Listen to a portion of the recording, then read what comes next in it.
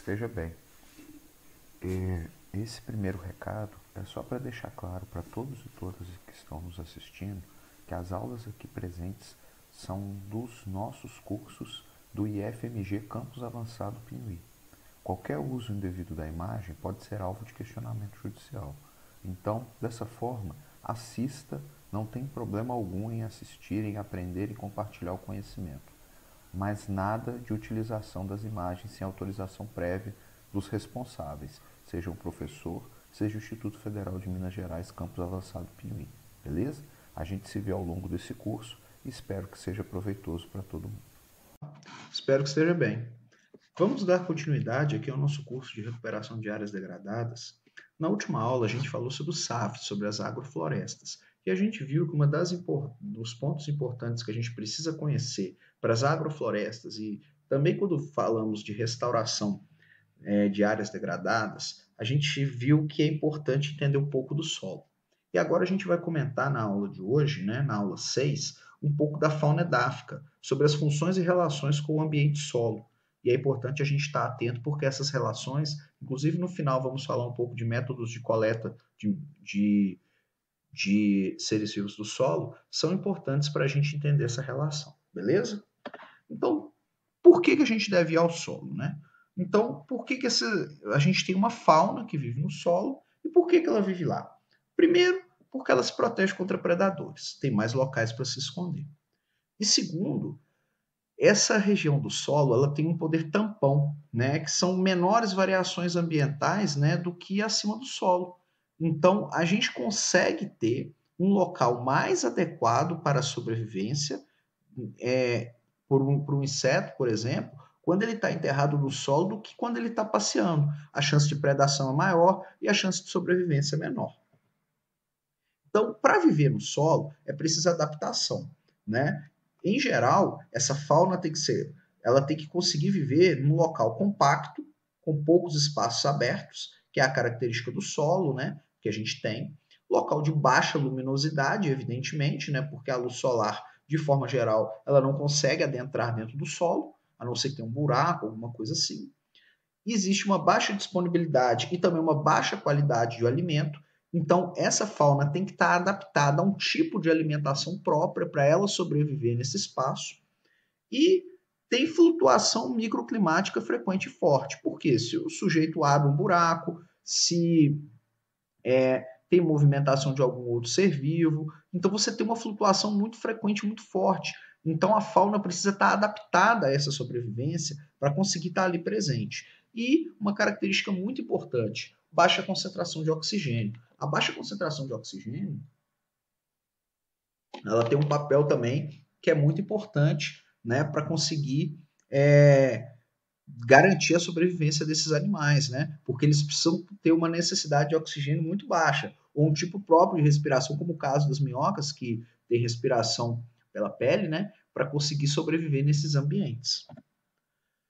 E aí a gente tem algumas nomenclaturas que são importantes. A fauna edáfica é a comunidade de invertebrados que passa ao menos uma fase do seu desenvolvimento no solo ou na liteira. E aí a gente tem alguns exemplos aí do que a gente comumente chama de fauna edáfica. Além da fauna edáfica, e aí a gente tem uma característica importante, a gente tem também a microfauna. E a sua característica é o seu diâmetro corpóreo, menor que 2 milímetros. Em geral, ingerem fungos e bactérias e vão controlar a ciclagem de nutrientes, alguns vermezinhos, protozoários, alguns rotíferos, etc. Então, a gente tem a fauna edáfica, a gente tem a microfauna e a gente tem a mesofauna, que é de 0,2 a 2 milímetros, que são aqueles que se movimentam nas fissuras e polos do solo. A gente tem aqui alguns exemplos, que ajudam a gente a entender.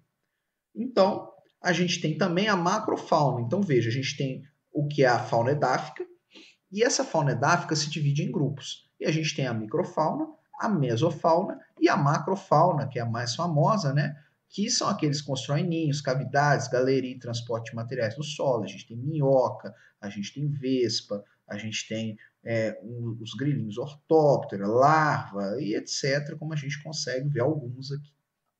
Então, essa é a primeira caracterização importante que a gente precisa ter. O tempo de permanência no solo é também uma outra característica que a gente vai ter. Os que são transitórios, que você tem, então, a fase de ovo para juvenil, então o adulto coloca o ovo na terra, esse ovo eclode, dá origem a uma forma jovem, que se torna adulto, se reproduz, coloca o ovo no solo e segue a vida. Então esses são os transitórios. Em seguida tem os temporários. Os temporários, né, a gente tem aqui a colocação do ovo no solo, a forma juvenil vive no solo, até que a forma adulta sai, né? Alguns tipos de díptera, né?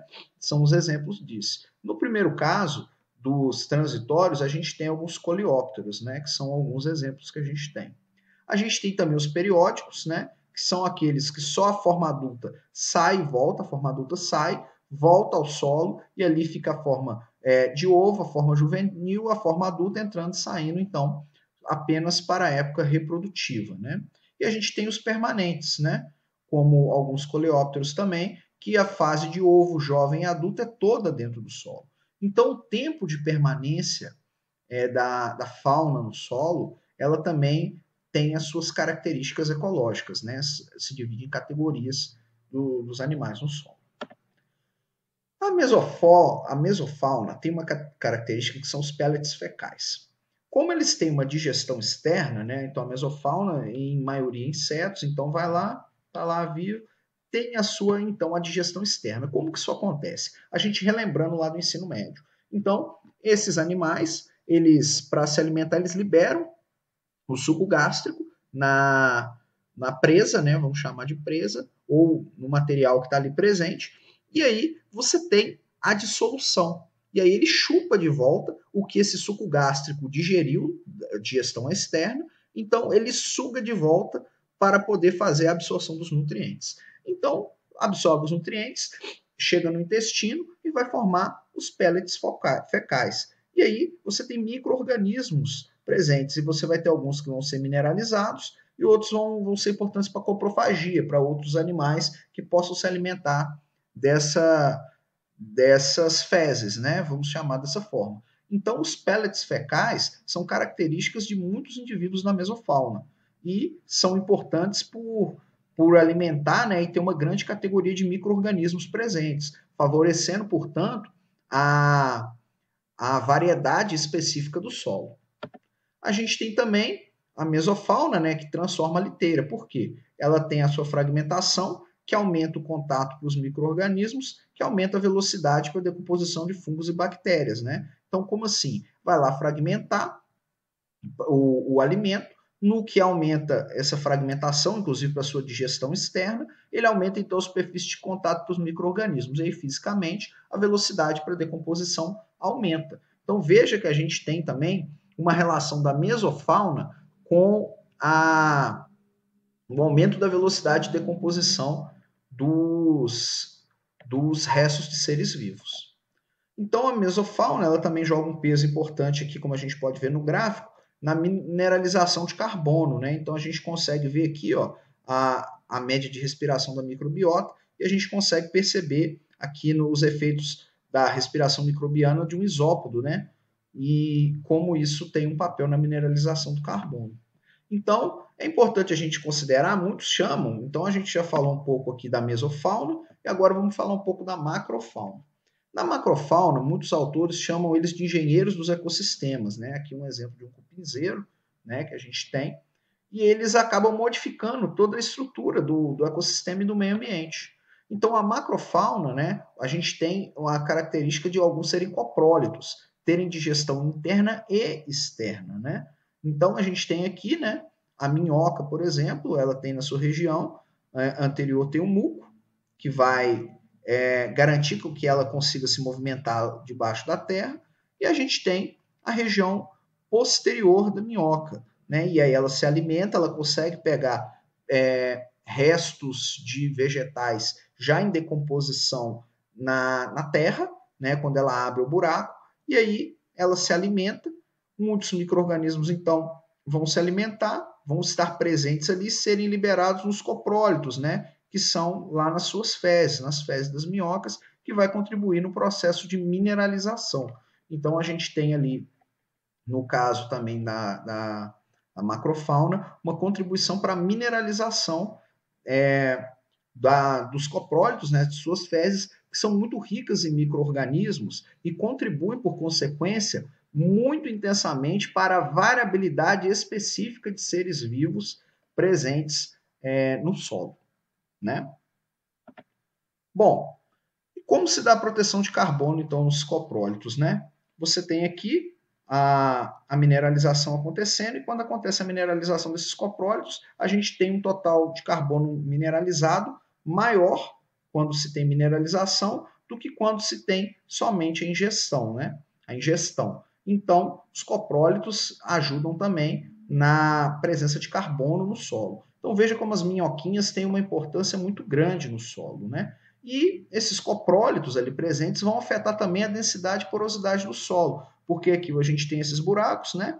Você tem aqui os coprólitos compactados e os descompactados, que vão formar esses buracos, e a gente consegue perceber como esses buracos formados pelos coprólitos, formados no solo, formados pelas minhocas, são importantes para aumentar a porosidade e a densidade do solo, né? Então, esses buracos são extremamente importantes para a sobrevivência da microfauna e também para a oxigenação de raízes e a oxigenação do solo como um todo, né? Transformando o solo, inclusive, num ambiente fofo.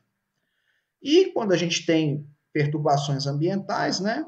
A gente tem aqui a biomassa, a densidade da diversidade, a gente tem aqui muitas espécies de pragas são oportunistas e temporárias. E quando a gente tem a maioria das espécies nativas aqui são resistentes, são suscetíveis, são persistentes e conseguem sobreviver. Mas quando a gente tem um distúrbio, a gente pode ter muitas espécies de pragas que formam, então, uma variabilidade que pode ser uma variabilidade específica naquela área do solo, né? Então, é importante a gente identificar que essas espécies nativas são, portanto, identificadores ambientais de perturbações ecológicas, de poluentes, entre outras coisas. Então, a fauna do solo, né, a fauna edáfica, ela é muito importante para a gente ver a saúde do solo, para a gente perceber se está tendo perturbação ambiental nesse ambiente, né? É importante também a gente ter a definição das espécies R estrategistas e K estrategistas. Isso aqui vale também muito para plantas, né? Então, a gente tem as espécies R estrategistas, que têm tempo curto de vida, ao contrário das K estrategistas, que têm um tempo longo. As R estrategistas têm um pequeno tamanho, as K estrategistas grande tamanho. Então, isso influencia na quantidade de energia gasta para a sobrevivência. As R estrategistas têm um alto poder de dispersão, enquanto as K estrategistas têm um baixo poder de dispersão. Então, aqui a energia é utilizada para um alto poder de dispersão para tentar se reproduzir o mais rápido possível, já que vive muito pouco. Aqui tem um baixo poder de dispersão, porque o investimento energético é para o seu aumento de tamanho e tempo de vida mais longa. A mortalidade é muito dependente da densidade, no caso das R estrategistas, ou seja, quanto maior a densidade, maior a taxa de mortalidade, e nas K estrategistas a gente tem uma alta relação de sobrevivência, mas nos estágios reprodutivos, né? Então, em geral, eles sobrevivem para reproduzir e depois morrem, né? As R estrategistas têm uma alta fecundidade e as K estrategistas baixa fecundidade. Isso é muito interessante da gente observar quando a gente pensa em revegetação do solo, em regeneração ambiental. A gente consegue perceber uma quantidade muito grande de indivíduos e de seres vivos presentes nessa fase.